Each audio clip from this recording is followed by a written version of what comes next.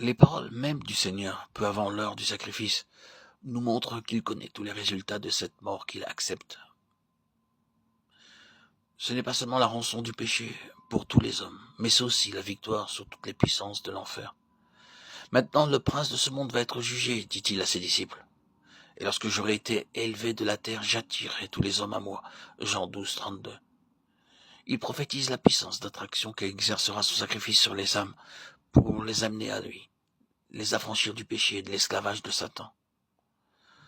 Lors du dernier souper, Jésus annonce à nouveau que le prince de ce monde vient, mais qu'il n'a rien en lui. Jean 14, 30, 31. Le Fils aime le Père si parfaitement qu'il n'a qu'une ambition, faire sa volonté. Il donne sa vie de son plein gré pour sauver les brebis que le loup a ravies.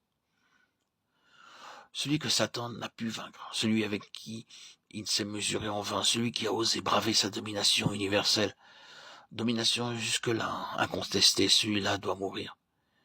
Et pour la trahison, pour le livrer à ses enfants, Satan emploie l'un de ses disciples. Il entre dans Judas.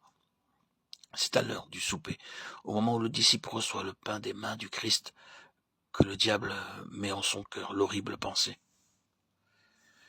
Qu'il est solennel de savoir que Satan a besoin d'hommes et de femmes pour mener à bien ses desseins infernaux. Qu'il est solennel et redoutable de penser qu'il cherche l'entrée de nos cœurs par de subtiles tentations ou déguisements, en recouvrant parfois à des voix amies ou à des choses qui ont l'apparence du bien. Et que, d'autre part, le Saint-Esprit sollicite aussi l'entrée de nos cœurs et de nos vies pour nous amener à faire la volonté de Dieu. Au jardin de Gethsémané, après les heures d'agonie, lorsque le Christ fut arrêté, il affirma à nouveau l'existence de cette puissance du mal qu'il était venu vaincre. C'est ici votre heure. Et la puissance des ténèbres, dit-il, à ceux qui mettent la main sur lui. Dès cet instant, il est au pouvoir de l'ennemi, livré aux mains des méchants, qui assouvissent sur lui toute leur haine contre la sainteté parfaite. Le prince de la vie est mis à mort, ayant dépouillé les principautés et les puissances. Il les a exposées en spectacle en triomphant d'elles sur la croix, Colossiens 2,15. Pour les disciples, quel scandale! Leur maître est crucifié. Pour le monde et Satan, quel triomphe que cette mort du juste sur le bois d'infamie. Et cependant, en cet instant même, sonnait l'arrêt de mort du prince de ce monde.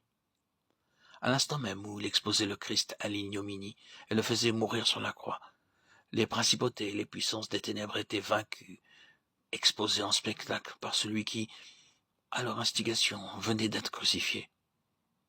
L'apôtre Paul emploie ici des termes qui évoquent le retour triomphal des grands conquérants, traînant à leur suite les vaincus. Il use d'une même image dans la deuxième épître aux Corinthiens 2,14, où il nous montre le Christ emmenant avec soi dans son triomphe ceux que son amour a délivrés de la domination de Satan et qui sont devenus les glorieux trophées de sa mort victorieuse. Ici-bas, la foule se moque et hoche la tête, les disciples sont en fuite, les pharisiens sont victorieux, le prince de la vie est cloué au bois. Au ciel, un cortège triomphal et les légions de Satan mises en déroute. Avec quelle puissance d'expression l'apôtre illumine le paradoxe de la croix. Le bois du gibet est devenu le char du vainqueur.